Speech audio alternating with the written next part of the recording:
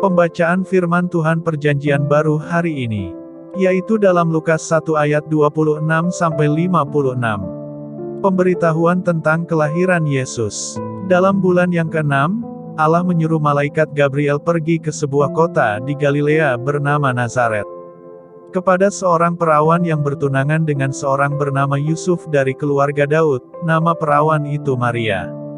Ketika malaikat itu masuk ke rumah Maria, ia berkata, "Salam, hai engkau yang dikaruniai, Tuhan menyertai engkau."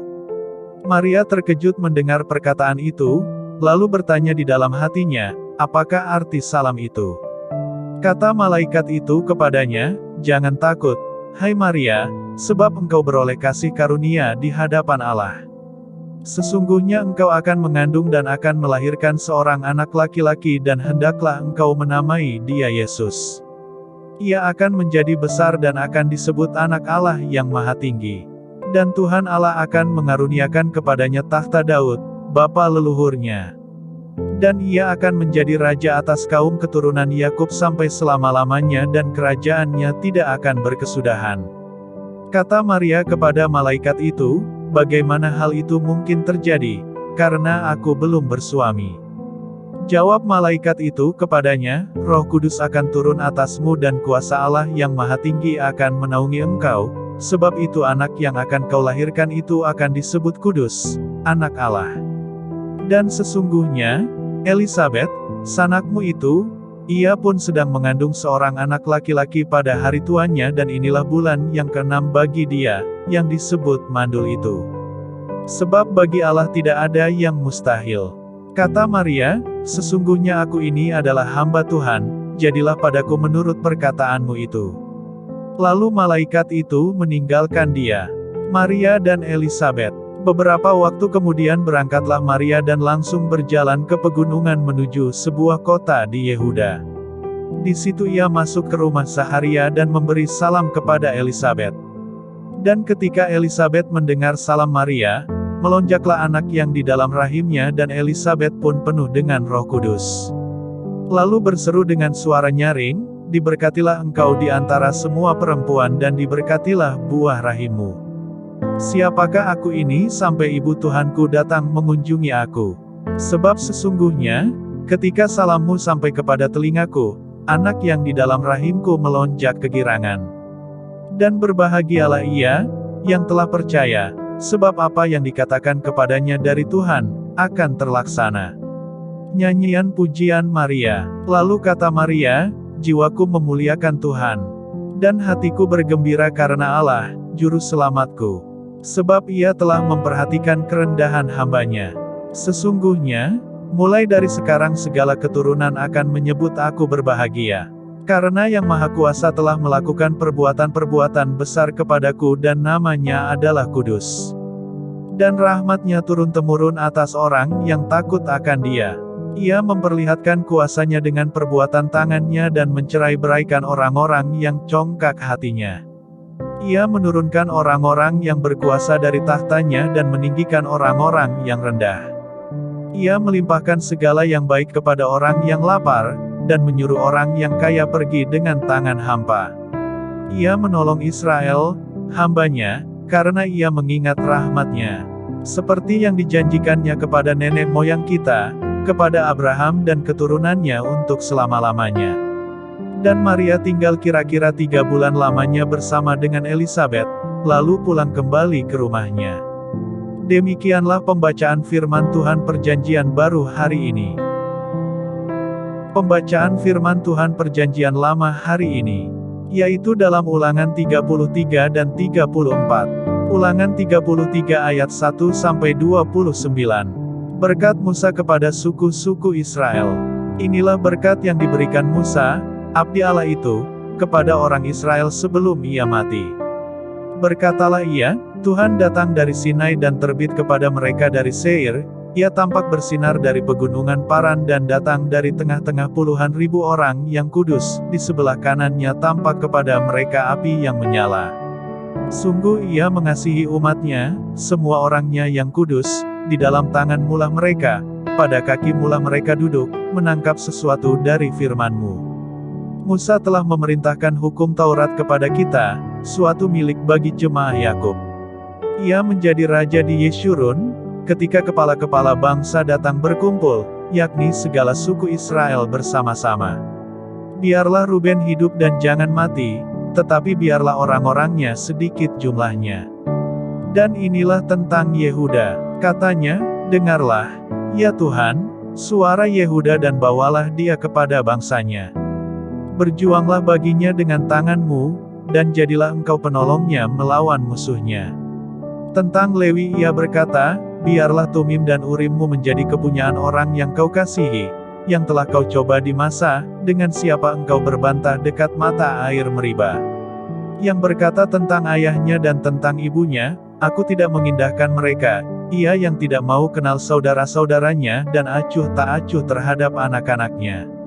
Sebab orang-orang Lewi itu berpegang pada firman-Mu dan menjaga perjanjian-Mu. Mereka mengajarkan peraturan-peraturan-Mu kepada Yakub, hukum-Mu kepada Israel, mereka menaruh ukupan wangi-wangian di depan-Mu dan korban yang terbakar seluruhnya di atas mezbah-Mu. Berkatilah, ya Tuhan, kekuatannya dan berkenanlah kepada pekerjaannya. Remukkanlah pinggang orang yang melawan dia dan yang membenci dia, sehingga mereka tidak dapat bangkit. Tentang Benyamin ia berkata, kekasih Tuhan yang diam padanya dengan tenteram. Tuhan melindungi dia setiap waktu dan diam di antara lereng-lereng gunungnya. Tentang Yusuf ia berkata, kiranya negerinya diberkati oleh Tuhan dengan yang terbaik dari langit, dengan air embun, dan dengan air samudera raya yang ada di bawah. Dengan yang terbaik dari yang dihasilkan matahari, dan dengan yang terbaik dari yang ditumbuhkan bulan. Dengan yang terutama dari gunung-gunung yang sejak dahulu, dan dengan yang terbaik dari bukit-bukit yang berabad-abad. Dan dengan yang terbaik dari bumi serta segala isinya, dengan perkenanan dia yang diam dalam semak duri. Biarlah itu semuanya turun ke atas kepala Yusuf, ke atas batu kepala orang yang teristimewa di antara saudara-saudaranya.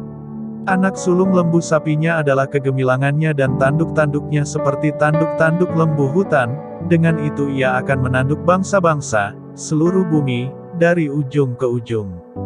Itulah orang Efraim yang puluhan ribu, dan itulah orang Manasye yang ribuan. Tentang Zebulon ia berkata, bersukacitalah, hai Zebulon, atas perjalanan-perjalananmu, dan engkau pun, hai Isahar, atas kemah-kemahmu. Bangsa-bangsa akan dipanggil mereka datang ke gunung, di sanalah mereka akan mempersembahkan korban sembelihan yang benar, sebab mereka akan mengisap kelimpahan laut dan harta yang terpendam di dalam pasir. Tentang Gad ia berkata, terpujilah dia yang memberi kelapangan kepada Gad. Seperti singa betina ia diam dan menerkam lengan, bahkan batu kepala. Ia memilih bagian yang terutama, sebab di sanalah tersimpan bagian panglima. Ia datang kepada para kepala bangsa itu, dilakukannya kebenaran Tuhan serta penghukuman-penghukumannya bersama-sama dengan orang Israel. Tentang Dan ia berkata, adapun Dan ialah anak singa yang melompat keluar dari Basan. Tentang Naftali ia berkata, Naftali kenyang dengan perkenanan dan penuh dengan berkat Tuhan, milikilah Tasik dan wilayah sebelah selatan. Tentang Asher ia berkata, diberkatilah Asher di antara anak-anak lelaki, biarlah ia disukai oleh saudara-saudaranya, dan biarlah ia mencelupkan kakinya ke dalam minyak. Biarlah dari besi dan dari tembaga palang pintumu, selama umurmu kiranya kekuatanmu. Tidak ada yang seperti Allah, hai Yeshurun. Ia berkendaraan melintasi langit sebagai penolongmu dan dalam kejayaannya melintasi awan-awan. Allah yang abadi adalah tempat perlindunganmu, dan di bawahmu ada lengan-lengan yang kekal. Ia mengusir musuh dari depanmu dan berfirman, punahkanlah. Maka Israel diam dengan tenteram dan sumber Yakub diam tidak terganggu di dalam suatu negeri yang ada gandum dan anggur, bahkan langitnya menitikkan embun. Berbahagialah engkau, hai Israel, siapakah yang sama dengan engkau? Suatu bangsa yang diselamatkan oleh Tuhan, perisai pertolongan dan pedang kejayaanmu. Sebab itu musuhmu akan tunduk menjilat kepadamu, dan engkau akan berjejak di bukit-bukit mereka. Ulangan 34 ayat 1-12. Kematian Musa. Kemudian naiklah Musa dari dataran Moab ke atas gunung Nebo, yakni ke atas puncak Pisga, yang di tentangan Yerikho, lalu Tuhan memperlihatkan kepadanya seluruh negeri itu, daerah Gilead sampai ke kota Dan, seluruh Naftali, tanah Efraim dan Manasye, seluruh tanah Yehuda sampai laut sebelah barat, tanah Negeb dan lembah Yordan, lembah Yerikho, kota pohon korma itu, sampai Zoar. Dan berfirmanlah Tuhan kepadanya, inilah negeri yang kujanjikan dengan sumpah kepada Abraham, Ishak dan Yakub, demikian, kepada keturunan mula akan kuberikan negeri itu. Aku mengizinkan engkau melihatnya dengan matamu sendiri, tetapi engkau tidak akan menyeberang ke sana. Lalu matilah Musa, hamba Tuhan itu, di sana di tanah Moab, sesuai dengan firman Tuhan. Dan dikuburkannyalah dia di suatu lembah di tanah Moab, di tentangan Bet Peor, dan tidak ada orang yang tahu kuburnya sampai hari ini. Musa berumur 120 tahun, ketika ia mati, matanya belum kabur dan kekuatannya belum hilang. Orang Israel menangisi Musa di dataran Moab 30 hari lamanya. Maka berakhirlah hari-hari tangis perkabungan karena Musa itu. Dan Yosua bin Nun penuh dengan roh kebijaksanaan, sebab Musa telah meletakkan tangannya ke atasnya. Sebab itu orang Israel mendengarkan dia dan melakukan seperti yang diperintahkan Tuhan kepada Musa. Seperti Musa yang dikenal Tuhan dengan berhadapan muka, tidak ada lagi nabi yang bangkit di antara orang Israel. Dalam hal segala tanda dan mujizat, yang dilakukannya atas perintah Tuhan di tanah Mesir terhadap Firaun dan terhadap semua pegawainya dan seluruh negerinya.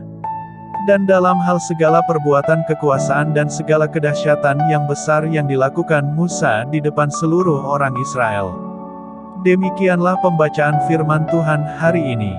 Tuhan Yesus memberkati.